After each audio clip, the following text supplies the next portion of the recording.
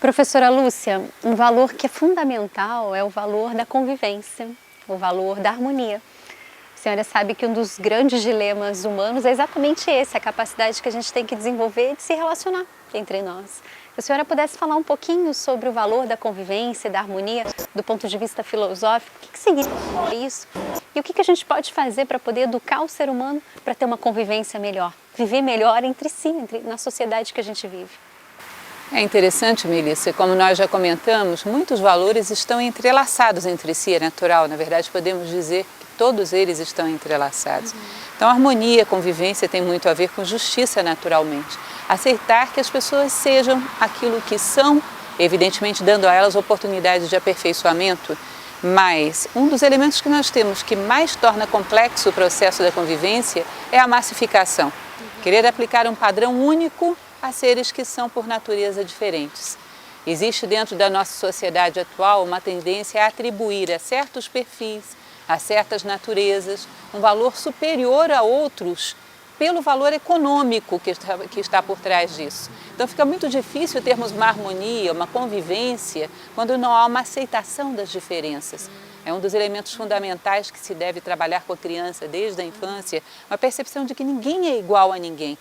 Existe uma frase, inclusive, de um antigo filósofo, Marco Aurélio, que ele costumava dizer que a morte de um único homem me empobrece, porque é um universo ímpar e irrepetível com o qual eu deixei de travar contato. Aceitar que cada um tem o seu recado a dar ao mundo, cada um tem a sua natureza, e não impor às pessoas um padrão de que um é superior ao outro porque desempenha tal e qual função social.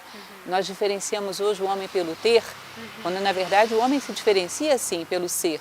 Mas se diferencia não como oposição, mas como complementaridade.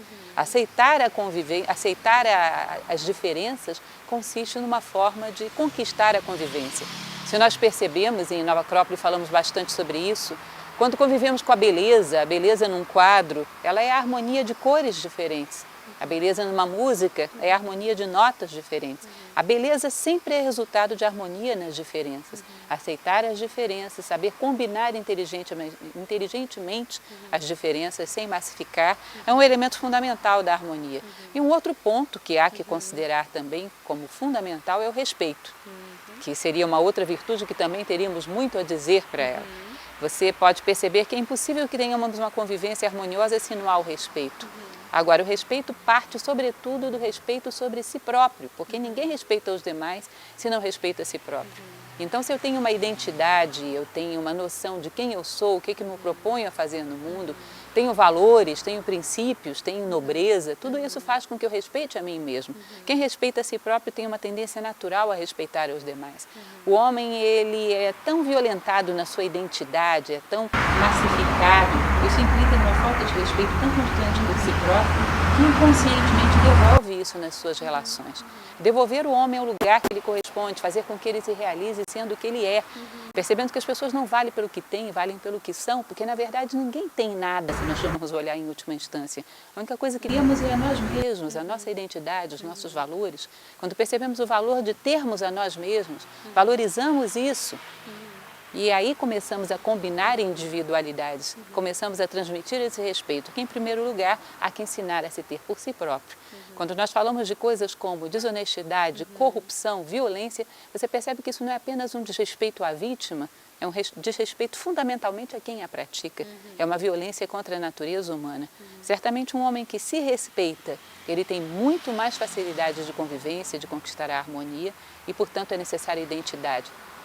Professora, considerando aquilo que foi dito sobre o valor da convivência, da harmonia, o respeito à diferença, a convivência, a tolerância entre as crianças, como é que o professor poderia trabalhar tudo isso de uma forma bastante prática e objetiva em sala de aula, considerando que tudo isso leva à harmonia, que é exatamente a convivência entre as diferenças? Como é que isso pode ser trabalhado no universo da sala de aula?